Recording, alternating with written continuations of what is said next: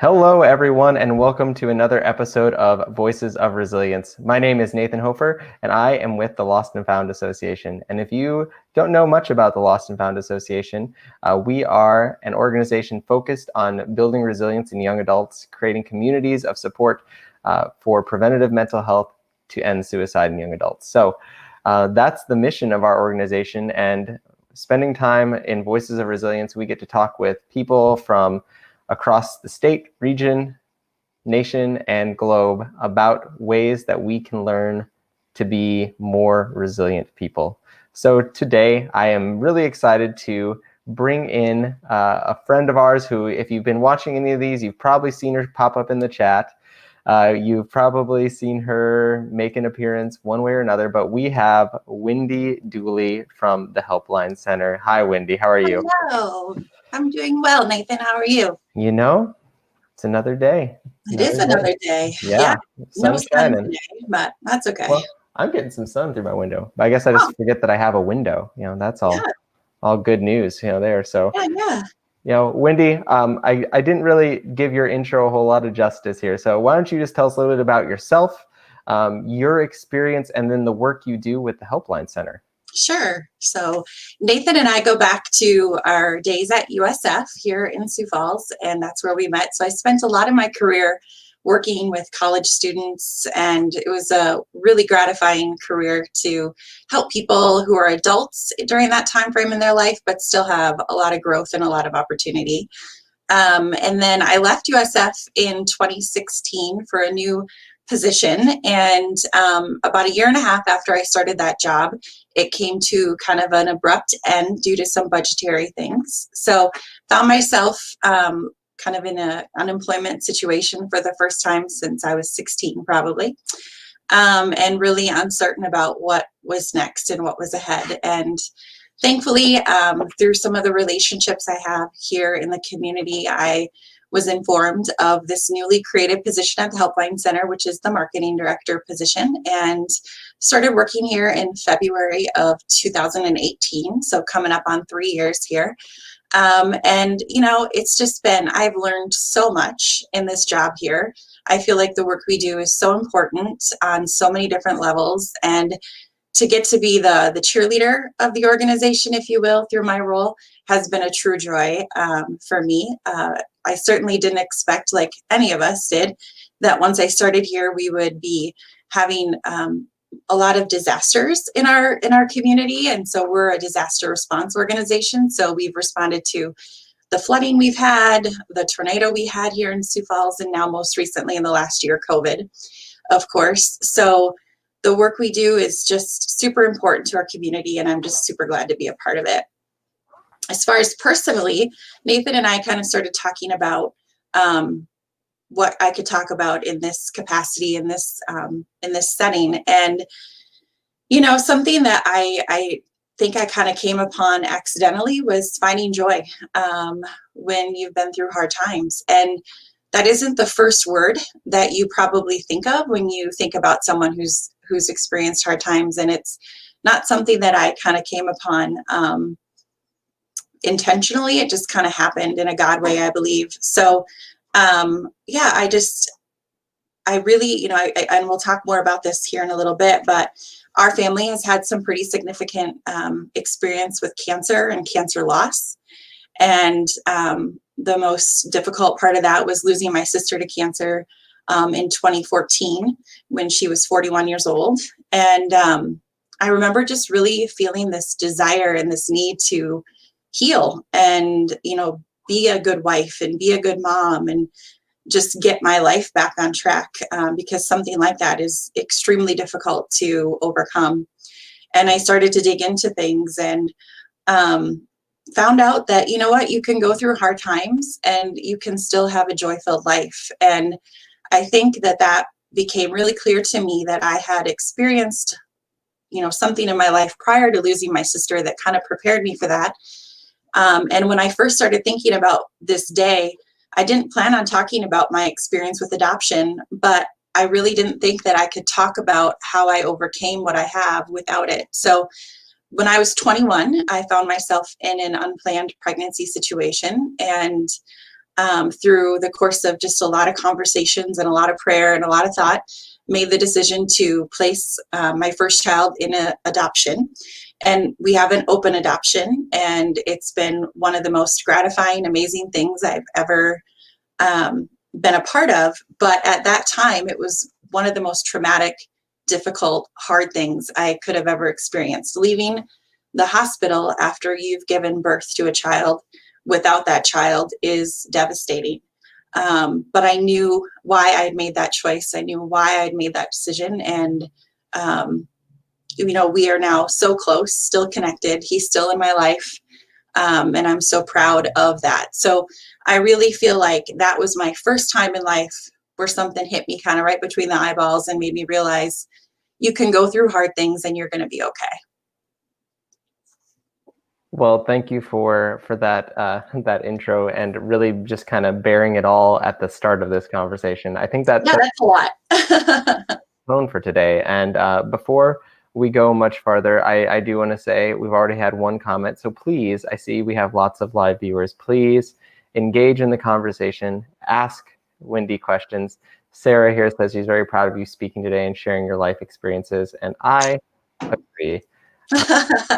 And also, I just buzzed through it too quickly at the start. I did forget to say thank you to our sponsors, the Family Foundation, American Bank and Trust, because without them, we don't get to do some of the work we get to do or have these conversations. And Wendy, you really opened up a lot here at the start of this conversation, which is hard to do. And as you and I have discussed, your vision, your experience with adoption hits home for me as I was adopted. So that's an experience that I relate to on a very, very personal level of how hard that can be, not from the parent side, but what that's like for a child to have to process that knowledge and relationships with the family. And I can only imagine how much more difficult that could be for you.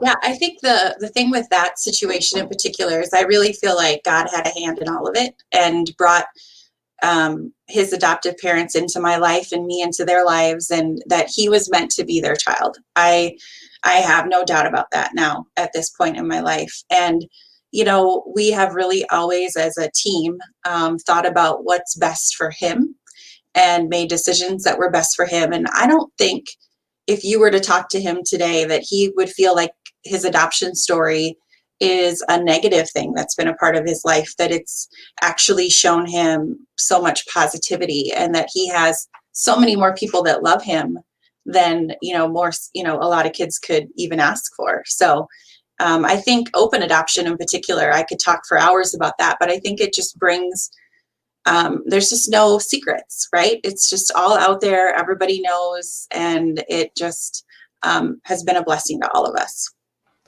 Yeah, I said I could also speak for hours about the experience of finding my birth family too. Very positive, very surprising how it works out. The right ways, of course. But the way you led into that, of course, was that was what helped prepare you for some of the hard things that came up. And you mentioned losing your sister, but I know that that's not the only experience that you and your family have really had with cancer. Mm-hmm. Yeah. So I come from a family of four, my parents and my sister and I. All four of us have had some type of cancer. And that just saying that out loud and talking to people about it can bring up, all sorts of reactions, like people feel bad for us or pity or things like that. And yeah, it's very unfortunate. And it's, that we've had to go through it, but we've grown and we've learned so much as a result of it. So my dad had prostate cancer. I think it's been almost 20 years ago now, and recovered well from that. And then my sister was diagnosed with lung cancer in 2013 and passed away in 2014. Lung cancer is a very silent cancer until it's usually too late. And that was definitely the case for her.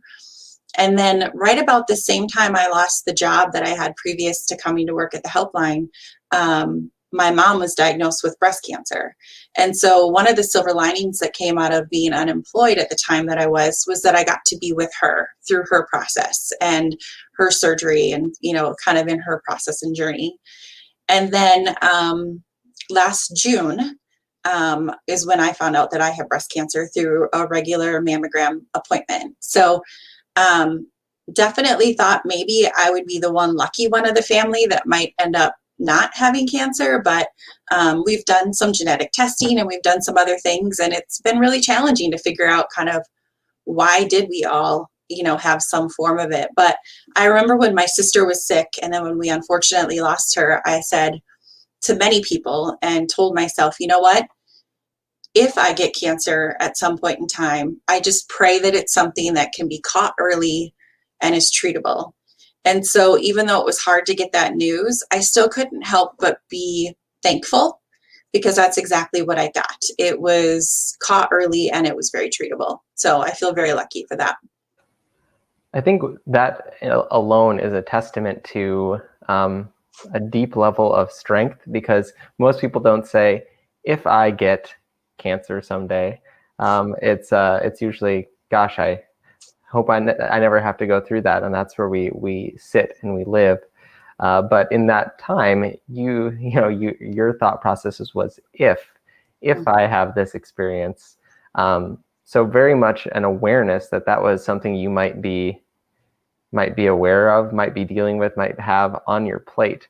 And with that knowledge in the back of your head, how did you keep, moving forward, keep going through life, knowing that this is affected mom, dad, sister, could be me. And then when you had cancer, I remember that. And I remember you just going through this, and you already mentioned joy at the beginning here. You went through it with such a positive attitude. Heck, I can't find a parking spot sometimes, and I don't have as positive an attitude as you did as you went through this. So yeah, what was it about that was helpful in you moving forward with such joy and peace and overarching acceptance of your situations? Well, I think, that's what I love about this show that you guys do, because it talks a lot about resilience. And, I was introduced to a book and a community when we first lost my sister. And the book is called Option B. And it's written by Sheryl Sandberg, who's the COO of Facebook. She lost her husband very suddenly and went through a lot of trauma with that. And just really leaned in, which is her other book, to that, and like, how could she get through it? I mean, she had these two kids who were depending upon her. She lost her partner, but she just really she knew she needed more. She needed to be there for them. She wanted her kids to have as normal of a life as they could have. And so the whole notion of option B is that option A rarely works out for anyone. Like, what we think our life is going to look like and what it actually looks like is usually not in alignment. And so when those things happen, what you need to do is just as quickly as possible, and not even quickly, but just as genuinely as possible, let go of what you thought was going to be and just embrace what it is. Because the quicker you can get to that point, the better you're going to be in the process. And I remember her speaking on Ellen after she wrote the book, and she talked about resilience being like a muscle, and that you can grow it and it can be stronger, just like any other thing that you would do to grow and be stronger in. And so I really took that to heart, that was going to be how I was going to try to approach life. Now, for the one big thing I want people to know is, by no means does that mean that I'm perfect at it. I have so many times where I break down.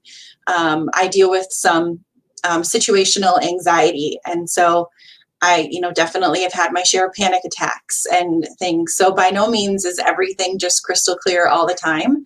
But I always try to come back to those things that kind of helped me get through that.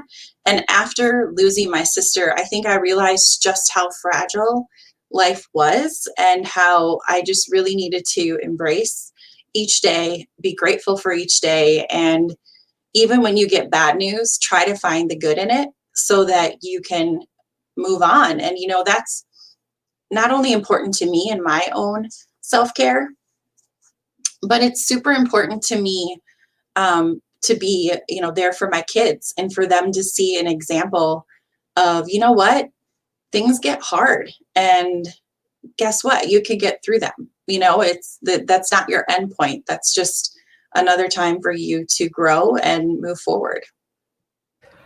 I think it was my wife said the other day that, she found a quote. It was like, you go from one hard thing and then there's a period of things are okay or things are good, and it's just, there's another hard thing on the horizon, whether it's a very difficult thing or something that's just a minor inconvenience. We know that the hard things are coming. We know that those hard times are unfortunately inevitable. And before I ask my next round of questions here, I want to throw out some comments here. We have Sarah Lynn saying, "You are such a beautiful person, Wendy. Thank you for sharing your story." Oh, thanks, Thank you. Sarah. And the previous Sarah, too. Yeah. Also, Lisa here saying, "Really appreciated your talk today. That's good. Well, Keep Lisa. watching. We got some time." And then Catherine has said, "Agree 100%. I'm moving on to Plan B. Thanks for your transparency and thoughts. Love this." So yes, absolutely. All of you, great comments, and I agree wholeheartedly with them. But yeah, option B. I'd love for you to, maybe dig into that a little more, because I know you mentioned there's a community, there's all this stuff, and I do think that that's such a powerful notion, is that our plan, our A plan, often does not work out. Almost never works out, or at least not in the way we think it will. Sometimes it comes together, but the timeline is different. The who, what, when, where, and why is different. And so I'd love for you to dig in more into that. Yeah. So I'm not a mental health expert. In fact, my education is in business and leadership and administration and higher ed. So when I speak about things that have a clinical sound to them, please don't misunderstand them as that I think I have things figured out that psychologists don't. But one of the things that in this book of Option B in the community that I've learned is that, for a long time, there's kind of two theories that I think have really been turned upside down. And one is that there's this step-by-step process of grieving, and that you're going to go through this, and then you're going to go through that, and acceptance and denial. There's a denial, there's an acceptance and anger.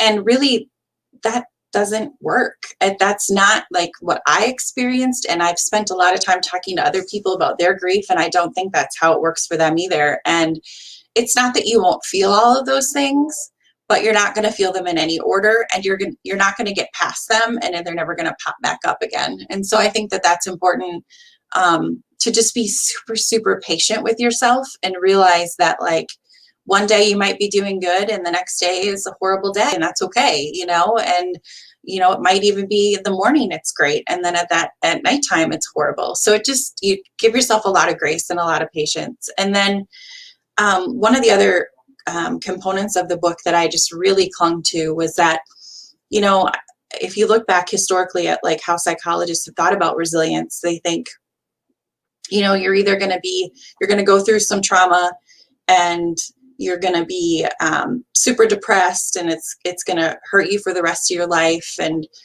things are never going to be the same, or you're going to bounce back, and things are just going to be rosy all over again. And really, it's neither of those things. It's like kind of going right in the middle of just leaning into that resilience and realizing that nobody goes through the same things at the same pace, and that you really just have to like hold on. It's more about realizing that grief and sadness doesn't really ever go away, but what you grow from that and learn from that. And I just have such an appreciation for little things now that I maybe didn't before. Not that I still don't get mad when someone pulls out in front of me, or what I mean, like I'm not perfect at any of that, but I have really realized that I have grown and become a better human being because I've had loss. And would I give anything to have my sister back? Absolutely. I wish I didn't have to go through that, and for her girls not to lose their mom, and for my parents not to lose a child, and, all of those, for her husband not to lose her. I mean, all of those, there's so many people that still to this day grieve her loss so, so deeply. but I know that she would want us to move on and be better and stronger. And so that's really what I think, your other option is not to just bury in and hide from it. It's not just bounce back and act like nothing ever happened. It's live in it, grow from it, get stronger from it. And that's what I really try to do. And I'm a work in progress. By far, I have a lot still that I can learn and grow from. I am not an expert by any means. Yeah, when you mentioned that, the grief comes and goes. I know we've had a couple people who've talked about their own grief on the channel before, and working through emotions. But my initial thought was that I'm couple days, Monday will mark the 9-year anniversary of when my brother passed away. Yeah. And thinking about that, and thinking of how that, even though it's been almost a decade, that loss is still very felt. That when you think you've processed it, you said, something you said not to do, I did, and I can tell you, don't do it. Is like try to pretend everything's okay and run away from those feelings. Oh, very much did that. That was my go-to method. Still probably my go-to method is avoidance of those hard things. And one thing I think about with that concept, and then what you were sharing too, and I'd love for you to expand on, is something that we had with one of our guests previously. Dakota mentioned talking about that emotional tunnel. That I think it's from Brene Brown, talking about like you either go through it or you stay stuck in it, but you're not going to get to the other side unless you go through it. So right. Did that play out for you at all in this process?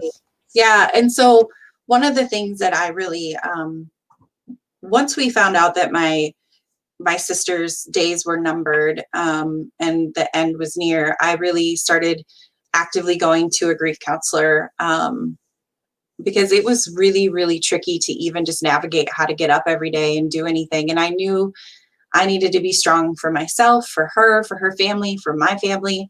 And one of the things that I have shared with so many people as a result of this grief counseling that I went through is that, I remember saying to her, well, sometimes it just feels like I just have to think like one day at a time. And she was like, Wendy, I would really caution you to even say one day at a time. Like, one foot in front of the other is sometimes the best you can do. And that's okay. Like, don't even think to tomorrow. Just think, what can I do today in this moment to just get through this next moment? And so that was super powerful and super helpful for me. And then I have also heard the analogy and believe wholeheartedly in it too, that grief, if you think of it like as a pot or a kettle on the stove, if you keep the lid on it and you don't do anything, that water, if you boil it, is eventually going to boil over and you're going to have a mess. And so I think a lot about emotions in the same way, that if you just keep everything bottled in, eventually the pot's going to boil over, and then you have even bigger of a mess than you had to start. So as much as possible, like, give yourself a day to just avoid it. I mean, don't feel like you have to process your grief instantly, and every day, but you can't ignore it and you can't avoid it. Well, that was a really telling analogy, as I had water boil over last night. So that's a little on the nose, Wendy. I didn't know you were in my house yesterday. So rude. Well, I see everything. No. Fair enough. Another quick comment here. Heidi saying, you're beautiful inside out. Thank you for your words and wisdom and encouraging others along the way. And I, as always, agree with these statements. Thanks, Heidi. We talk about this. To Kat earlier too. She's one of my best friends who lives in Dallas, so I'm super appreciative that she's tuning in. Well, thanks for coming to us from Dallas. Yeah, she's a South Dakota girl at heart. So. I have family down there, so bring it on. Go Texas, I guess. Yeah. I was going to say too that I think, we mentioned, I don't know if I mentioned this at the beginning, I usually do, but the power of stories is really what a lot of what we do here on Voices of Resilience is about, is that when you share your story, when you share your experience, someone is going to relate to it. And we don't know who that person is, but we know that we know that those connections are there. So I do want to echo what Heidi just said, that thank you for sharing your story. And then Todd says you're amazing. Oh, thanks, Todd. Catherine also said, she's still here. She's hanging out. So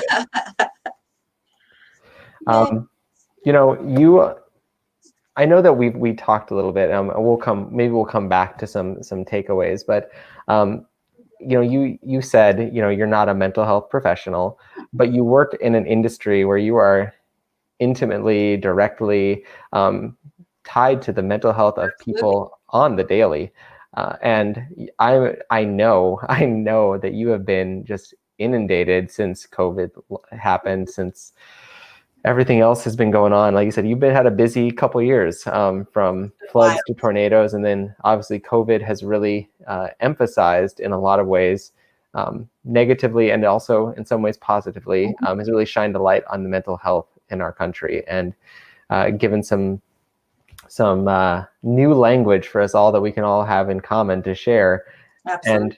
And with that, being on the front line there, how has your experience helped shape you to be more effective in the work you do? And I know you're not on the front line necessarily answering calls, but you are promoting the work you do. You are sharing, you are trying to get the message out there. And obviously it's working because people are, slamming your phone lines. Yeah.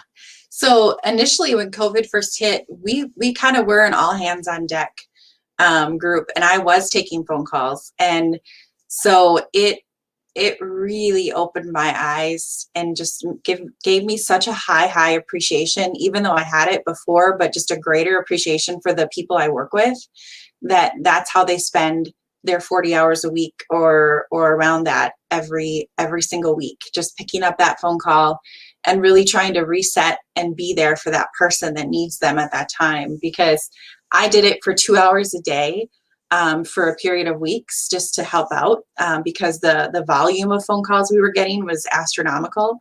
And my husband and my kids can attest to it because I was working from home at the time. I would get off that 2 hour time frame and just feel frazzled. And that makes me probably sound, I'm sure if some of the people I work with that do it 40 hours a week are listening, they're like, oh, she's a wimp. She could do better. But yeah, it was tough. And, you and I were kind of talking before we got started today that, one of the hardest things about the pandemic is that there's just so much uncertainty, and people call the helpline or reach out because they want help and they want some certainty, right? And we could only provide them with that listening ear and support and resources for specific needs. Like if, they lost their jobs and they couldn't pay rent, or they were struggling with food, or, those types of things, like we can help directly with those types of things. But I've said multiple times throughout this pandemic, I wish I had a crystal ball that we could look into the future and know this is the day things are going to get better. These are the days everyone's going to have their vaccine. This is the date we're going to be able to return to quote unquote normal. And so, just for perspective, just to give a little shout out again to the people I work with, we're working on all of our year end numbers right now. And for the first time in our organization's history, we've exceeded 100,000 phone calls that have been responded to, and people that have had needs in this past year. And just for perspective, I think the largest year we had prior to that was in the 60,000 range. So that's a significant difference and increase. And, food resources, shout out to the food pantries, Feeding South Dakota, things like that across the city and the state. Have just been inundated as well. And for comparison, our staff responded to about 3,500 food requests in 2019. And in 2020, we responded to something like, I think we're going to end around 30,000, 25 to 30,000 food requests across the state. So I guess the one silver lining to a pandemic is that everybody's impacted in some way. So there's, I think, a higher sense of empathy amongst people, whereas like a tornado or a flood impacts a smaller number of people. So it's harder for everyone else to understand the hardships they're living through. Now, from our perspective, we would respond to a flood or a tornado any day. over a pandemic, because there's a beginning and there's an end, right? We know kind of what steps we need to take to get those folks through it, and then we can, they move on with their life. And so we haven't quite been in this for a year yet, but we're getting pretty close, and people's patience is wearing thin. And so thank goodness for the staff I work with that can take those calls and be there for people when they're having a hard time. And just a quick perspective question here. How many people are on staff at the Helpline Center to take those 100,000 calls? Yeah, so we have about 40 people that can take phone calls here on staff.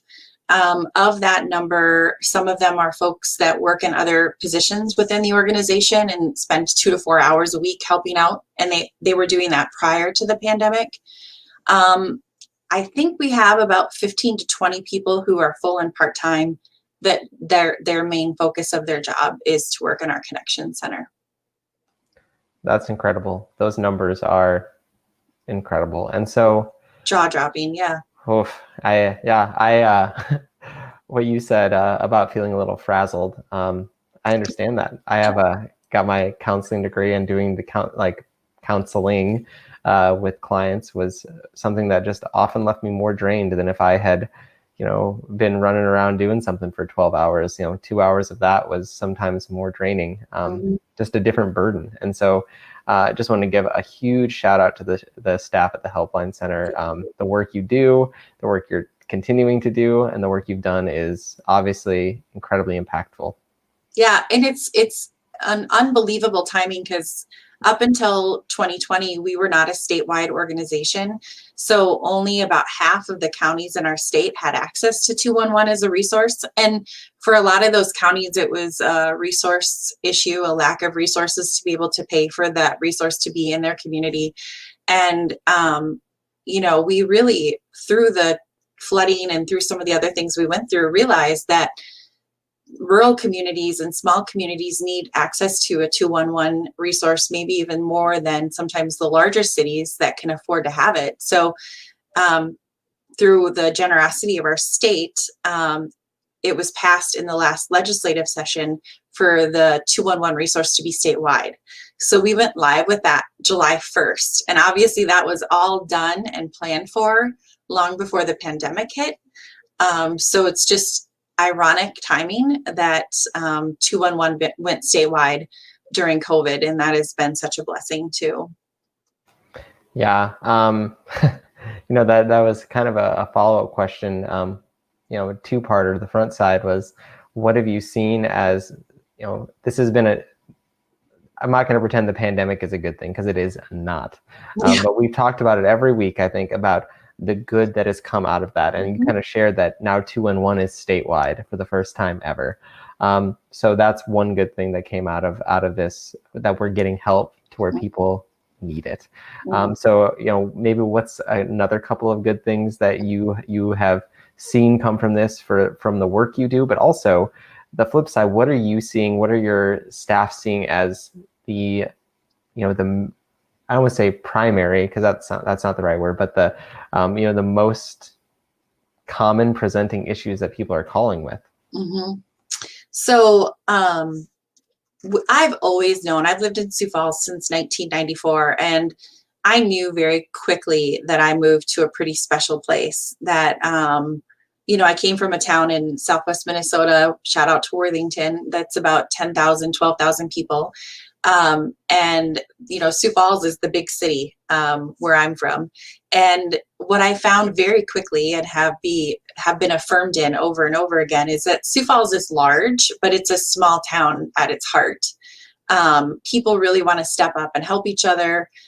You probably only are disconnected from someone by like 1 or 2 connections, and you could meet anyone you wanted to in the community.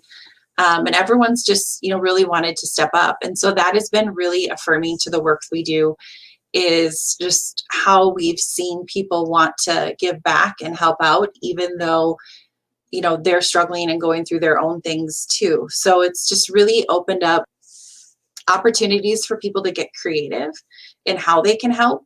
And I'll just give a quick little plug. We do our Spirit of Volunteerism Awards every year in the spring. And this year, because it's been such a unique year, we're doing the Spirit of Volunteerism COVID-19 edition. And so in the past, people who were nominated for those awards usually had lots and lots of years of volunteering experience, really gave of their life to volunteering. This year, what we're doing is we want to honor as many people as we can that have stepped up during COVID, specifically, whether it's making masks, whether it's, donating their time or their resources to the food pantries, you name it. There's a plethora of things that people have been doing. So right now that application or that form is open for people to nominate for that. So just want to give that little plug. What I have seen from the staff that I work with is that we've all just really come together, really gelled in the sense that we are there for each other and supportive of each other. And, we have our moments, where I'll run into someone in the hallway and they're in tears because they've just gotten off a really, really tough phone call. So really have had to shift our focus to how can we care for each other, and the work and the stories that our staff hear are tough, and the resources people really need help with are specifically to the bills that they have to pay, because lots of people lost their jobs for a period of time. Many people still haven't returned to their full employment. So there's a lot of food resource need. There's a lot of help with rent and mortgages that people have needed. And then probably thirdly is just listening and support. They just want to have someone they can talk to that's going to be there for them. And our staff is trained to do that. If they're at all concerned that there is a risk there for their mental health, they can go through a risk assessment with them on the phone and make sure they're safe. And we have plenty of those that we do around here as well. So we're just there for kind of the whole person, whatever the resources. If, I always say, if you don't know where to go for something, just call 211. We'll help you figure it out. I love that. And that is very true. 211 is a great resource. I feel like I didn't know I turned this into a Helpline Center ad today, but it's also very, very, very needed and very good to share this info out for folks who might not know. And just a couple little more affirmations. I'm feeling really good today, Wendy, because of all the affirmations you're getting. It's like I'm getting it through osmosis. So Lisa is saying, such an amazing public speaker, also gives you a heart. And Audrey here saying, you're an amazing person with humility, beautiful inside and out. These people are crushing it. Lisa was one of my babysitters when I was young, and we're from the same hometown and our parents are friends. So she lives in Arizona now and she's awesome. And then Audrey took amazing care of all three of our kiddos when they were little. She was our daycare provider. She's incredible too. Love that. That's that is a testament to you, Wendy, that you have these people that are tuning in today. Oh. 2:00 on a Thursday. Great time. Great time. I'm super lucky. We're super lucky to spend some time with you. Thank you. I don't want to backtrack too much per se, but Sure. I know you mentioned a little bit. I know you have some as you were talking about your experience with grief and being resilient through your own cancer. I know you had some takeaways, and you kind of touched on one of them already. But I'd love for you to share those, because I think those are super impactful. They touched me when we were preparing for this, and I think they'll really hit a chord with our listeners. Thank you. So before we dig into the takeaways, one thing I did want to mention is, and this is a part of the book, option B, that I read as well, and I've seen it in many other places, but something that I learned firsthand, and I think our family would attest to this as well, that if you know someone who's going through a hard time or grieving or had a recent loss, or even a loss that's been many years, never ever be afraid to ask that person how they're doing and say that person's name. It's one of the most amazing ways you can still show that person that their life mattered and that they're still there, even though they're not physically here. So that's one thing that I always felt in a typical Midwestern fashion, don't ask, I'm not going to bring up someone's name to them, because what if they're not thinking about that person? Well, odds are that it's a really close thought to them at any given time, because the more someone was loved, the more they're thought about and remembered. So, and then the other quick thing is that, and this is something I learned firsthand, I would say things to people like, let me know how I can help, or let me know what I can do when they were going through hard times. And really, unintentionally, what you're doing is you're kind of passing the burden to that person who's already going through something to help you help them, right? And so my suggestion to anyone, and I've tried to live this myself, and I have a long way to go again in the growth scale, but is that if someone's going through something, just do something, right? Don't ask, or just say, you know what, like, how about if I take your kids for a little while, which is a little trickier to do right now during a pandemic. Hey, I want to bring you a meal. How about Thursday night? And just do it. Just help people. There's so many people going through so much right now. My prayer list just grows by the day. There's so many people that are going through so much. So be there. But anyway, as far as the takeaways, I think first and foremost, just be so patient with yourself. Again, there's really no steps to grief. It's literally like this process that just kind of goes up and down and around, and you kind of always live in that, and really that one foot in front of another instead of one day at a time or one step at a time. Just really give yourself patience. Surround yourself with a tribe. As you can tell, I am super fortunate to have so many people in my tribe who have just really showed up for our family, really have shown up for me personally. I'm forever blessed by that. So be a part of one and be a good member of one. Like accept the help and give the help, because your circle of friends might be a little bit smaller when you go through hard times, but that's okay. It's those relationships that are going to help get you through it. And, I've got some friends that have been friends for many, many years, and we've seen each other through, losses and cancer diagnosis and you name it, all sorts of things. And none of us are going to get out of life without challenges and hardships and things like that. So being there for other people is so rewarding. And then when you need it, they're right there for you. And then for me, and I think part of it was I was getting my master's degree when my sister was going through treatment. And there were definitely times I thought about stopping that process and that program during that time, because it felt like, was it the right time to do it? But then I used the advice that I gave to adult learners all the time in my job, which was life only gets busier, life only gets harder. So just continue on. And so that's kind of how I approached grief. Was I just tried to find and dig into anything that I could and be a learner about it. Find, like whatever works for you, whether it's individual counseling, support groups, digging into your Bible, reading books, or all of the above. Like there's so many things that you can do to get support. I know people who have tried support groups and they think they're the best thing ever. And then I've known people that have went to them and they didn't find any value from them at all. So that's okay. Don't give up. Just try something else. So just really embrace the grief, which sounds crazy, but just how can you do your best through it? And Wendy, there's some comments here that I'll bring in just a moment, but a question I was going to ask earlier, and I misplaced it, but I found it again, was you mentioned that you had the, I don't know if it's opportunity, unfortunate or positive, that you got to be with your sister as she got worse. You saw that continue to happen.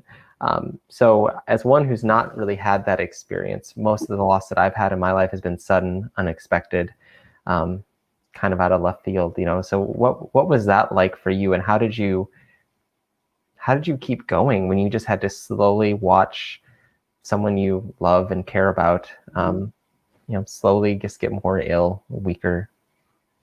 Yeah, we were just talking about this last night. We had one of our nieces and her boyfriend over, and we were kind of talking about loss. And I've often said that shock, like, so something sudden and grief together has got to be one of the most difficult combinations that someone emotionally, humanly should ever have to go through.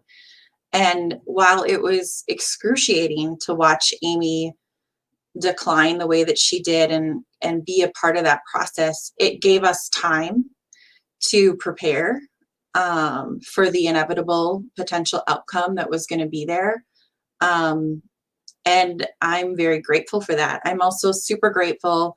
I worked at USF at the time, and they were very generous with giving me time off to be with her and with her family and just really kind of be there in the moment without having to worry about my job on top of it.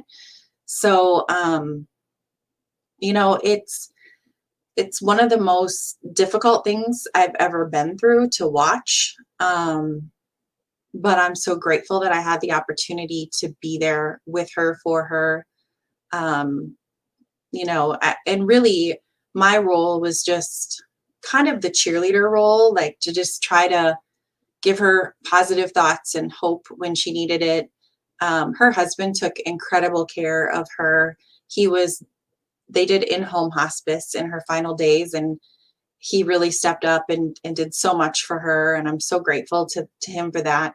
You know, my mom and I our kind of go-to would be towards the end, like trying to find anything that she would like to eat or drink or things like that, that would just kind of help her in those days. And then just, you know, she had two of her own kids and two stepchildren. And then we had our three boys, obviously at that time, and it was summer, so none of them had school. And so sometimes my job was just to be at their house, finding things to do for the kids and keep them busy while we're all processing and dealing with this really horrible time. So I don't know if I have any like remarkable words of wisdom on that, but all I can say is just that there's something humbling about being there as someone leaves this earth, and also just comforting in the sense that I knew where she was headed next. And, you know, we had a really special moment, I think the day before she passed away, where she hadn't really been verbal or awake or anything like that. And she looked at me. I was laying in her bed with her, and she said, "Wendy, do you see them?" And I said, "See who?" And she said, those people that we know." And at the time, I was so in that, I don't think I really understood what was going on at that point. But I know now in my heart that she knew the people she was seeing there to greet her in her eternal life. And they were people that we both knew, like our grandparents and things like that. So that's what I hold on to. I don't know how I would have gotten through any of the things I've been through without my faith. So that's my best advice. Well, as you shared that, all of a sudden I had some allergies here. It's my eyes got itchy. That's tough. Sorry. I mean, a little too open with some of the things. No, this is good. I just hope that it helps people. I appreciate it. And just to bring in some of those comments, Justin here said it's a big roller coaster. Lost his brother in September. I'm sorry to hear that, Justin. Yeah. It definitely better and better, I promise. Yeah. Jolene, you know, talking about grief is hard. You know, we do want to talk about our loved ones. I have, as I mentioned with my brother, I have lots of stories about him. Funny kid. So yeah, and please, and I will echo what Jolene says here. Seek counseling, seek professional help. That's what people are there for. We can work together to take these stigmas and, you know, throw them out the window, because it can be normal. And yes, you are an inspiration, Wendy. Jolene was like she's another big sister to me, but we're not really related. But yeah, we grew up across the street from each other, and her family have had their share of connections to cancer as well. And she's lost both of her parents, which were like another set of parents to me growing up, to different forms of cancer too. So it's tough, but you know, we all just have to stick together, and unity is so important, and just kindness, most important. Love that. And you have a very unified front here. You know, Lisa's hanging out here with us still, seeing the elderly passing, saw their loved ones. And she also mentioned, Lisa mentioned that her prayer list is long, but the Dooley family is at the top. I love As we close out here, one more comment here. Once again, you're an inspiration. Suzanne is right on board. Suzanne. Love it. I do want to know, I always try to end these with, we talk about heavy things. We talk about good things, but they're heavy sometimes. And so as we look ahead to 2021, 2022, 2039, I don't know, what are some things that give you hope, that give you optimism, that you're just really you're looking forward to, and you see things moving in the right direction? I don't want to get into talking about what happened yesterday at our nation's capital, because I really try to stay away from politics at all costs in most public forums, especially. So it was a tough day, but and what I'm seeing today from people is this need to do better and be better.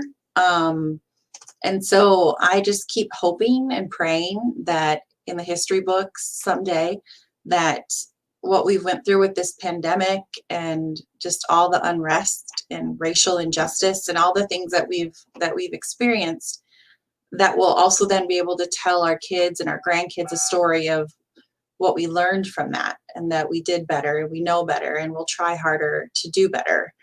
I live a pretty insulated life as far as who we spend our time with, even more so now because of COVID. Obviously, we haven't had a lot of ability to be socially interactive with the people we love. But even before that, what gives me hope is just the people I'm around want to do better and be better. And so I just hope that spreads, just as much as the pandemic has spread. I hope the kindness and the patience and the good stuff comes out of this too. I agree wholeheartedly, Wendy. Wendy, thank you for being on here today. And I want to throw up a couple things here quick. If you need help, you want to get connected, helplinescenter.org. Wendy will appreciate you connecting. Yeah. Also, Wendy, you sent me the link for Option B if you want to connect with that community. optionb.org. Also, if you want to connect with Lost and Found, be remiss if we didn't put that in there. You can reach us at resilienttoday.org or on Facebook, Instagram, or TikTok at Resilient Today. So please reach out, please connect. And Wendy, once again, thank you so much for being here today. Thank you so much. And thanks to everyone of my tribe that's here. I appreciate you so much. Love it. And so I'm going to say goodbye to Wendy. I have one more bit of housekeeping here to do. So as we close out today's Voices of Resilience, I do hope you will tune in next week for Crystal Hudson. She's going to be great. But I do want to take the opportunity just to make a brief announcement. As Lost and Found is continuing to move in incredible ways and new directions, and I truly believe in the mission and vision of this organization.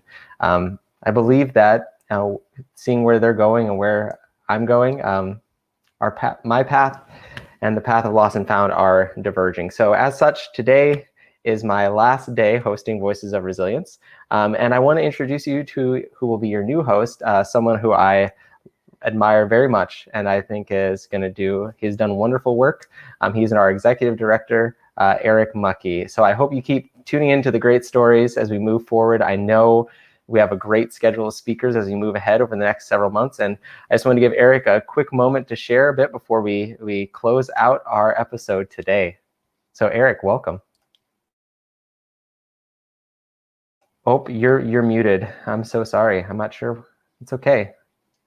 I don't know if I did that or if you did that. I think that's my fault. No, thank you so much. And thanks, Nathan, for all the efforts you put into inspiring and generating conversations like this. It's really moving to be here with you and hear the ways in which you brought our community to talk about resilience weekly. And I'm sad to see you go. I'm also very thankful that because of your efforts, these conversations will continue to be elevated. And so really, folks, my name is Eric Mucky. I'm the Executive Director of Lost and Found. For those of you who haven't met me, I'll be joining you weekly on Thursdays for Voices of Resilience. And as we turn away from what was a really challenging year. It was a year of opportunities. This next speaker that'll join us next week, Crystal Hudson, will really take us into a new stage of thinking about what it means to find your passion and your goals. And it couldn't really be more timely for the kind of transitions we're all seeming to face in a new year and a new set of challenges that are in front of us. So I really hope you'll join us next week. Looking forward to being part of the conversation here on Thursdays. And again, thank you, Nathan, for all the work you've done to advance conversations about resilience. It's made a huge difference. Thank you, Eric. And thank you all for watching. And we will see you next week.